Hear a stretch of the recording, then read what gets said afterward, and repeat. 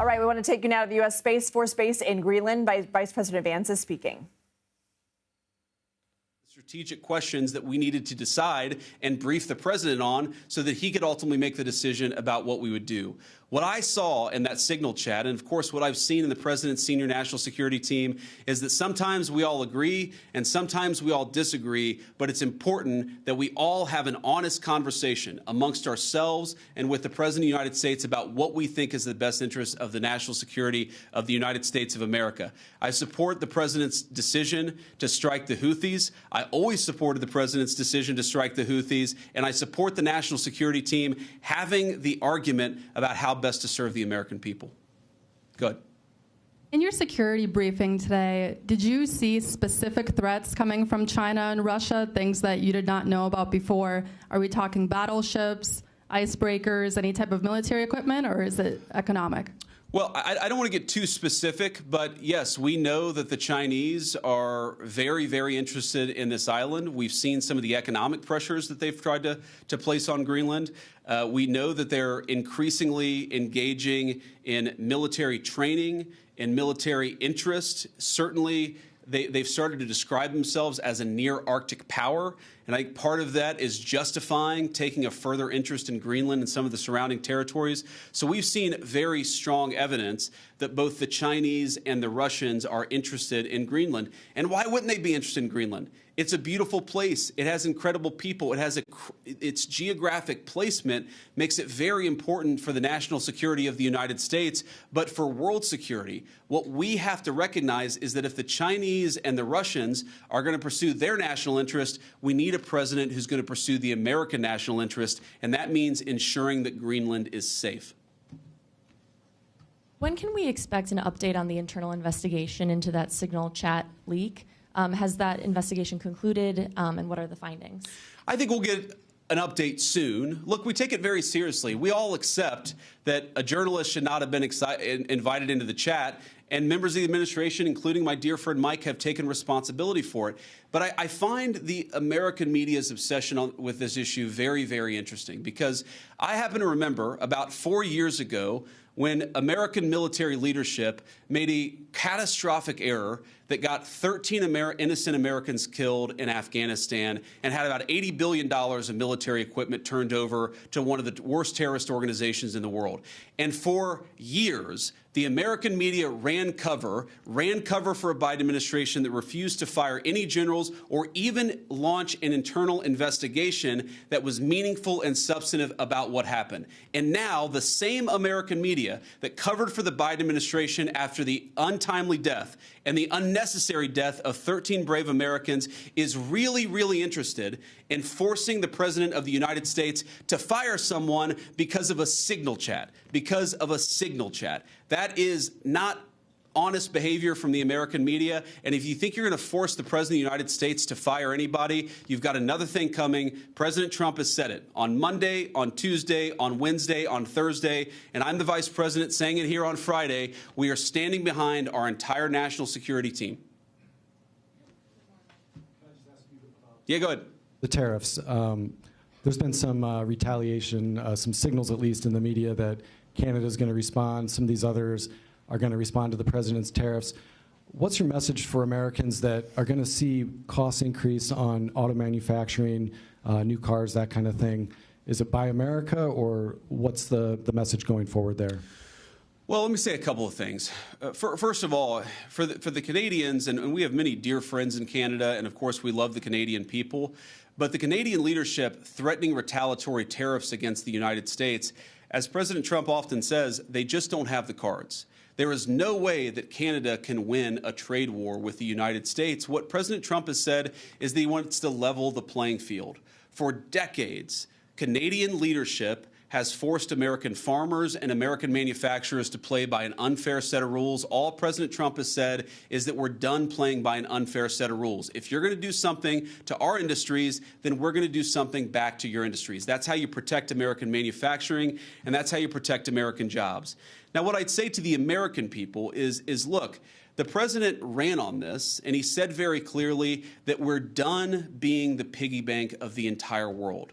For 40 years, in the same way that our European friends, I think, have neglected international security. For 40 years, a lot of our friends all over the world have used America as a piggy bank. They have used us to absorb all of their excess economic production. What does that mean for Americans? For Americans, that's meant manufacturing jobs declining. That's meant middle-class wages going down. That's meant whole towns that have been hollowed out by empty factories. And that means an America that is less safe because our manufacturing isn't as powerful now as it was 30 years ago.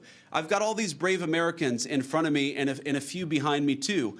We want to send, if God forbid we have to send Americans to war, we want them to have weapons, the best weapons in the world that are manufactured in America and not in China.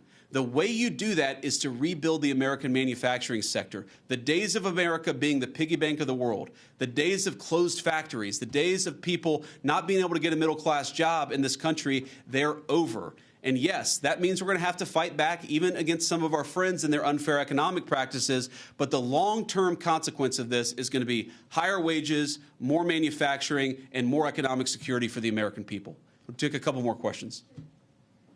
Russia, has the U.S. agreed to those conditions that the Kremlin said were needed for that truce in the Black Sea? It included lifting sanctions imposed on Russian banks. Trump said this week that you were still looking at it. Well, there are a couple of different statements that are floating around out there, and some of them I think are mistranslations, and some of them are not totally clear what is even being asked for. But the president has said, and he's right, that I think we feel very good about where things are. We trust but verify. We make sure that what we're seeing from one party is met by the other party and vice versa. But I think that we've made an incredible amount of progress. We have to remember that this war started under Joe Biden's administration. It has led to an unbelievable amount of death and destruction. And for the first time in almost 4 years, thanks to President Trump's leadership, we have an opportunity to really achieve a peaceful settlement. The president's going to fight every single day to make sure that happens. And of course, we'll keep you guys updated as we continue to make progress. I do think if you look at what we've talked about, we've obviously got this energy infrastructure ceasefire. We've got a Black Sea commercial ceasefire that I think is almost done. And once we get there, we'll work on the next stage of the ceasefire. Yeah. The president has previously not ruled out military force when he's talking about taking over Greenland. But your rhetoric today is more about encouraging the Greenlandic people to vote for independence. Do you think the rhetoric has changed about that, or what's your message there? No, I don't think it's changed at all. Look, the president has said clearly he doesn't think that military force is going to be necessary, but he absolutely believes that Greenland is an important part of the security, not just of the United States, but of the world and, of course, the people of Greenland, too. It's very simple. I think the president's been very consistent here from his State of the Union, from his inaugural address, and every public statement that he's made. This territory, Greenland, really matters for the security of the United States. It's extremely vulnerable right now. And if the people of Greenland were willing to partner with the United States, and I think that they ultimately will partner with the United States, we could make them much more secure. We could do a lot more protection, and I think they'd fare a lot better economically as well. This has to happen. And the reason it has to happen, I hate to say it, is because our friends in Denmark have not done their job in keeping this area safe. They just haven't done it. It's very simple. For all of our friends in the American media who attack the administration for pointing out the obvious, what is the alternative? To give up the North Atlantic, to give up the Arctic to China, to Russia, and to other regimes that don't have the best interest of the American people at heart? We have no other option. We need to take a significant position in Greenland to keep the people here safe, but to keep our own country safe too. We'll do one or two more. Yeah. Trump said this week the U.S. would go as far as we have to go to acquire Greenland. In that same vein, on that question, are there plans that have been drafted to use military force to take over Greenland? Well, what the president has said is that we need to have more of a position in Greenland. We need it, again, for the safety of the American people. And what we think is going to happen is that the Greenlanders are going to choose through self-determination to become independent of Denmark. and then we're going to have conversations with the people of Greenland from there. So I think that talking about anything too far in the future is way too premature. We do not think that military force is ever going to be necessary. We think this makes sense. And because we think the people of Greenland are rational and good, we think we're going to be able to cut a deal, Donald Trump style, to ensure the security of this territory, but also the United States of America. I'll do one more question. You spoke about economic interests, how the U.S. could develop Greenland more economically. Could you speak a little bit more about that? I know Secretary Wright is here. Have you guys spoken about energy? Senator Lee is here as well. Just wondering what those discussions have been like. My point actually is that other countries have explicitly gone after Greenland, and I think with a mind towards economic exploitation. Sometimes asking Greenland to get itself into terrible economic debt traps that would make the people of Greenland not self-determined and sovereign, but to mortgage their future to hostile foreign countries that don't have their best interests at heart. That is not what the United States of America wants to do. What we want to do is to protect the security of this territory because it matters for us and it matters for the people who live here.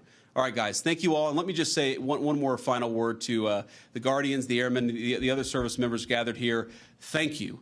From the bottom of my heart, it is incredible to be a vice president who has served just as our NSA, Mike Waltz, has served, to know the sacrifice that comes along with it, and to see that there are still incredible young Americans willing to put on the uniform and serve this country. You make America a better place, and you make it an honor to serve as your vice president. God bless you guys. Thanks for having me. We have been listening to Vice President JD Vance deliver remarks at the U.S. Space Force Base in Greenland. We know National Security Advisor Mike Waltz is with him as well, in addition to Second Lady Usha Vance.